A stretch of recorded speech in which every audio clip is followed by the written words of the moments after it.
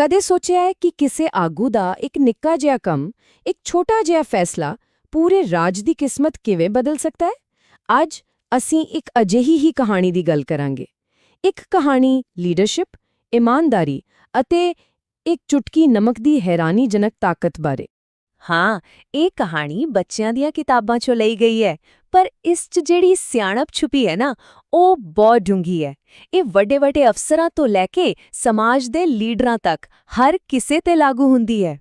ਤਾਂ ਸਵਾਲ ਇਹ ਹੈ, ਇੱਕ ਮਾਮੂਲੀ ਜਿਹੀ ਭੁੱਲ, ਇੱਕ ਛੋਟੀ ਜਿਹੀ ਲਾਪਰਵਾਹੀ, ਭ੍ਰਿਸ਼ਟਾਚਾਰ ਦਾ ਇੱਕ ਪੂਰਾ ਪਹਾੜ ਕਿਵੇਂ ਖੜਾ ਕਰ ਸਕਦੀ ਹੈ? ਆਓ ਇਸੇ ਦੀ ਪੜਚੋਲ ਕਰੀਏ। ਸਭ ਤੋਂ ਪਹਿਲਾਂ ਸਾਡੀ ਕਹਾਣੀ ਸਾਨੂੰ ਲੈ ਜਾਂਦੀ ਹੈ ਪ੍ਰਾਚੀਨ ਈਰਾਨ। ਉੱਥੇ ਸੀ ਬਾਦਸ਼ਾਹ ਨੌਸ਼ੇਰਵਾ, ਇੱਕ ਅਜਿਹਾ ਹੁਕਮਰਾਨ ਜਿਸ ਦਾ ਨਾਮ ਹੀ ਇਨਸਾਫ ਦੀ ਗਾਰੰਟੀ ਮੰਨਿਆ ਜਾਂਦਾ ਸੀ। ਪਰ ਉਹ ਇੰਨੀ ਵੱਡੀ ਮਿਸਾਲ ਬਣਿਆ ਕਿਵੇਂ? ਤਾਂ ਜ਼ਰਾ ਸੋਚੋ, ਬਾਦਸ਼ਾਹ ਆਪਣੇ ਮਹਿਲ ਦੀ ਸ਼ਾਨੋ-ਸ਼ੌਕਤ ਤੋਂ ਬਹੁਤ ਦੂਰ ਹੈ।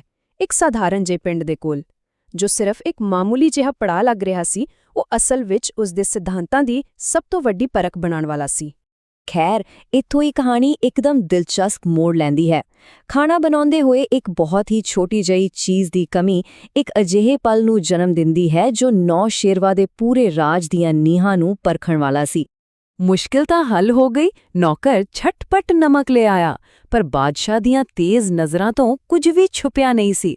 ਉਸਨੇ ਸਭ ਦੇਖ ਲਿਆ ਅਤੇ ਫਿਰ ਇੱਕ ਅਜਿਹਾ ਸਵਾਲ ਪੁੱਛਿਆ ਜਿਸ ਨੇ ਸਾਰਿਆਂ ਨੂੰ ਹੈਰਾਨ ਕਰ ਦਿੱਤਾ। ਬਾਦਸ਼ਾਹ ਸਿੱਧਾ ਨੌਕਰ ਨੂੰ ਸਵਾਲ ਕਰਦਾ ਹੈ, ਪਰ ਧਿਆਨ ਦਿਓ, ਉਸ ਦਾ ਮਕਸਦ ਪੈਸਿਆਂ ਬਾਰੇ ਜਾਣਨਾ ਨਹੀਂ ਸੀ। ਉਸ ਦਾ ਮਕਸਦ ਇੱਕ ਬਹੁਤ ਹੀ ਜ਼ਰੂਰੀ ਚੀਜ਼ ਤੇ ਸੀ, ਸਿਧਾਂਤ। ਇਹ ਜਵਾਬ, ਇਹ ਸੋਚ ਸਾਨੂੰ ਸਾਰਿਆਂ ਨੂੰ ਜਾਣੀ-ਪਛਾਣੀ ਲੱਗਦੀ ਹੈ ਨਾ? ਇਸ ਨਾਲ ਕੀ ਫਰਕ ਪੈਂਦਾ ਹੈ, ਜਾਂ ਇਹ ਤਾਂ ਬਹੁਤ ਨਿੱਕੀ ਜੀ ਗੱਲ ਹੈ? ਇਹ ਉਹੀ ਬਹਾਨੇ ਨੇ ਜੋ ਅਸੀਂ ਛੋਟੀਆਂ-ਛੋਟੀਆਂ ਗਲਤੀਆਂ ਨੂੰ ਸਹੀ ਠਹਿਰਾਉਣ ਲਈ ਵਰਤਦੇ ਹਾਂ। ਪਰ ਬਾਦਸ਼ਾਹ ਦਾ ਜਵਾਬ ਇੱਕਦਮ ਸਖਤ ਅਤੇ ਬਿਲਕੁਲ ਸਾਫ਼ ਸੀ। ਇਸ 'ਚ ਕੋਈ ਦੋ ਰਾਏ ਨਹੀਂ ਸੀ। ਇਹੀ ਉਹ ਪਲ ਹੈ ਜੋ ਸਾਨੂੰ ਸੋਚਣ ਤੇ ਮਜਬੂਰ ਕਰਦਾ ਹੈ ਕਿ ਉਹ ਇੰਨੀ ਨਿੱਕੀ ਜੀ ਗੱਲ ਤੇ ਇੰਨਾ ਜ਼ੋਰ ਕਿਉਂ ਦੇ ਰਿਹਾ ਸੀ। ਉਹ ਅਜਿਹਾ ਕੀ ਦੇਖ ਰਿਹਾ ਸੀ ਜੋ ਬਾਕੀਆਂ ਨੂੰ ਨਜ਼ਰ ਨਹੀਂ ਆ ਰਿਹਾ ਸੀ? ਅਤੇ ਹੁਣ ਅਸੀਂ ਕਹਾਣੀ ਦੇ ਅਸਲ ਰਾਜ਼ ਵੱਲ ਵਧਦੇ ਹਾਂ। ਹੁਣ ਬਾਦਸ਼ਾਹ ਸਮਝਾਉਂਦਾ ਹੈ ਕਿ ਉਸ ਦੇ ਇਸ ਸਖਤ ਲੱਗਦੇ ਹੁਕਮ ਪਿੱਛੇ ਅਸਲ ਵਿੱਚ ਕਿੰਨੀ ਸ਼ਾਨਦਾਰ ਦਲੀਲ ਛੁਪੀ ਹੋਈ ਸੀ। ਤਾਂ ਫਿਰ ਅਸਲ ਨੁਕਤਾ ਕਦੇ ਵੀ ਨਮਕ ਬਾਰੇ ਸੀ ਹੀ ਨਹੀਂ, ਇਹ ਤਾਂ ਮਿਸਾਲ ਕਾਇਮ ਕਰਨ ਬਾਰੇ ਸੀ। ਇਸ ਨੂੰ ਇੰਜ ਸਮਝੋ, ਜਿਵੇਂ ਕਿਸੇ ਵੱਡੇ ਬੰਦ ਵਿੱਚ ਪਈ ਪਹਿਲੀ ਨਿੱਕੀ ਜੀ ਤਰੇੜ ਹੋਵੇ। ਭਾਵੇਂ ਉਹ ਮਾਮੂਲੀ ਲੱਗੇ, ਪਰ ਉਸ ਵਿੱਚ ਪੂਰੇ ਢਾਂਚੇ ਨੂੰ ਤਬਾਹ ਕਰਨ ਦੀ ਤਾਕਤ ਹੁੰਦੀ ਹੈ। ਇਹ ਸਮਝਾਉਣ ਲਈ ਕਿ ਇੱਕ ਆਗੂ ਦੇ ਕੰਮਾਂ ਦਾ ਅਸਰ ਕਿਵੇਂ ਇੱਕ ਤੋਂ ਬਾਅਦ ਇੱਕ ਲੜੀ ਵਾਂਗ ਫੈਲਦਾ ਹੈ, ਬਾਦਸ਼ਾਹ ਇੱਕ ਬਹੁਤ ਹੀ ਤਾਕਤਵਰ ਮਿਸਾਲ ਦਿੰਦਾ ਹੈ ਜੋ ਹਮੇਸ਼ਾ ਯਾਦ ਰਹੇਗੀ। ਅਤੇ ਇਹ ਇਸ ਕਹਾਣੀ ਦੇ ਸਭ ਤੋਂ ਵੱਡੇ ਸਬਕ ਨੂੰ ਬਿਲਕੁਲ ਸਾਫ਼ ਕਰ ਦਿੰਦਾ ਹੈ। ਜਦੋਂ ਇੱਕ ਲੀਡਰ ਇੱਕ ਛੋਟੇ ਜਿਹੇ ਅਨਿਆਂ ਨੂੰ ਵੀ ਨਜ਼ਰਅੰਦਾਜ਼ ਕਰਦਾ ਹੈ, ਤਾਂ ਇਹ ਉਸ ਦੇ ਹੇਠਾਂ ਕੰਮ ਕਰਨ ਵਾਲਿਆਂ ਲਈ ਖੁੱਲ੍ਹੇ ਭ੍ਰਿਸ਼ਟਾਚਾਰ ਦਾ ਇੱਕ ਲਾਇਸੈਂਸ ਬਣ ਜਾਂਦਾ ਹੈ, ਇੱਕ ਇਸ਼ਾਰਾ ਕਿ ਨਿਯਮਾਂ ਨੂੰ ਤੋੜਿਆ ਜਾ ਸਕਦਾ ਹੈ।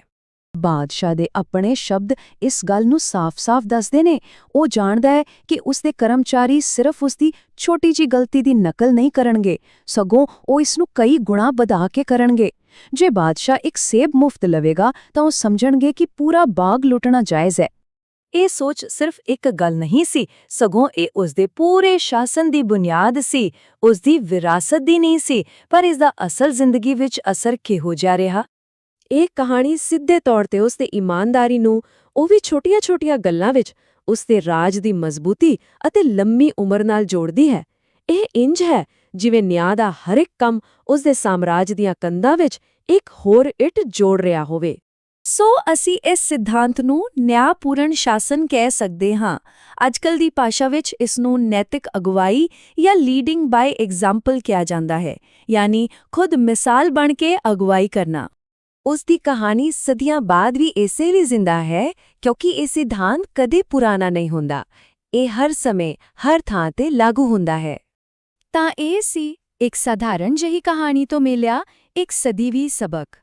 ਇਹ ਕਹਾਣੀ ਸਾਨੂੰ ਸਾਰਿਆਂ ਨੂੰ ਇੱਕ ਆਖਰੀ ਸਵਾਲ ਦੇ ਨਾਲ ਛੱਡ ਜਾਂਦੀ ਹੈ। ਸਾਡੇ ਆਪਣੀ ਜ਼ਿੰਦਗੀ ਵਿੱਚ, ਸਾਡੇ ਕੰਮਕਾਰ ਵਿੱਚ ਉਹ ਨਮਕ ਦੀ ਚੁਟਕੀ ਕੀ ਹੈ?